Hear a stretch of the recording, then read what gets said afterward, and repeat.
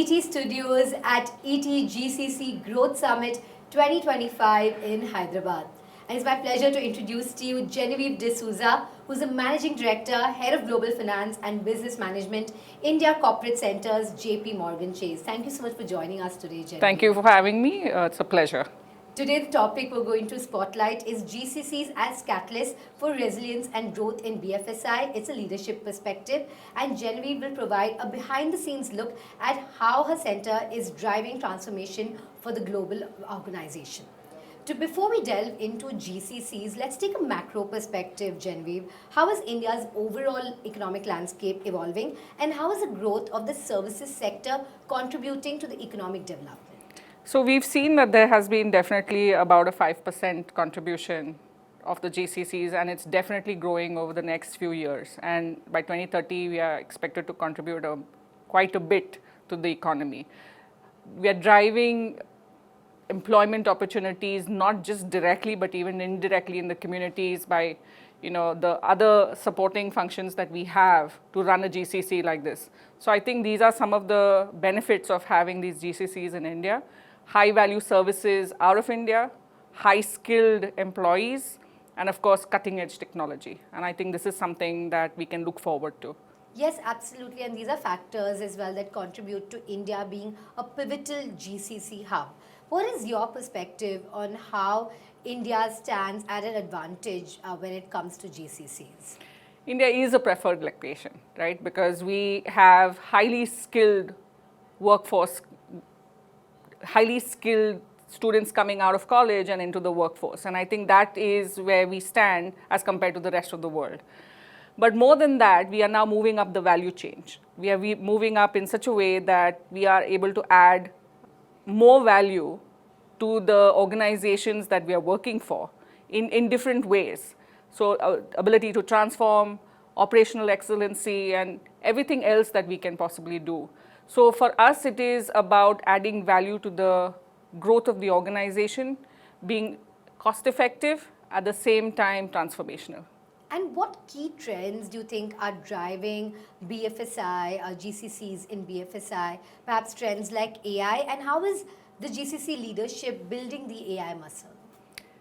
So AI has been used for a long time. In firms like ours, it's been there for quite some time.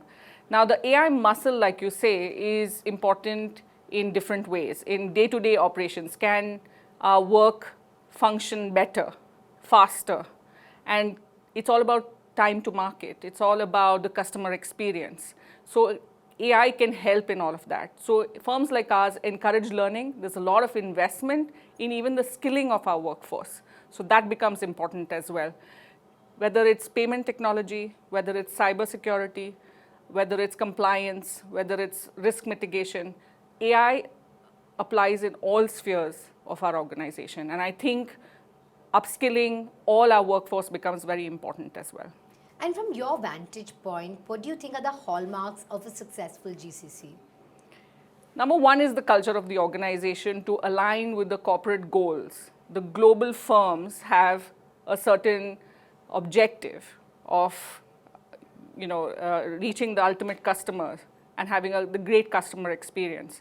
So for us, it is important to align to those goals and having the right culture over here.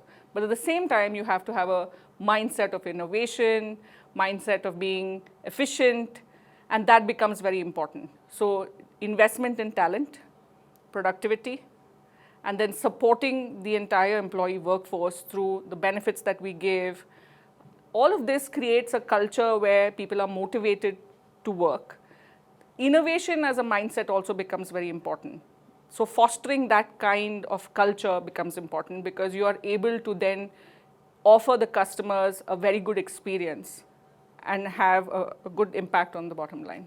Absolutely. And what are the key metrics that you use to measure success and impact of your GCC on the broader organization? Well, typically it is, everything related to employees. So the life cycle of an employee, the retention, what are the benefits that we can offer. But on the other hand, we can also say how many use cases that we have on the latest innovative kind of solutions that we offer, the transformation that we offer. So the metrics are manifold, whether it's operational excellence, whether it is retention of employees, whether it is offering a career path, so the tenure and from college, you come into the workforce and then become a leader, and we have many such employees. So that becomes very important to a success. So the metrics are very important in these areas. Absolutely, and thank you so much, Genevieve, for talking to us, for sharing your wealth of experience, and also for providing us those very insightful points. Thank you so much. Thank you. Thank you for having me. Thank you for joining us at ET Studios, and also thank you for watching, dear viewer. And for more such interesting sessions, stay tuned to ET Studios at the Economic Times GCC Growth Summit 2025 in Hyderabad.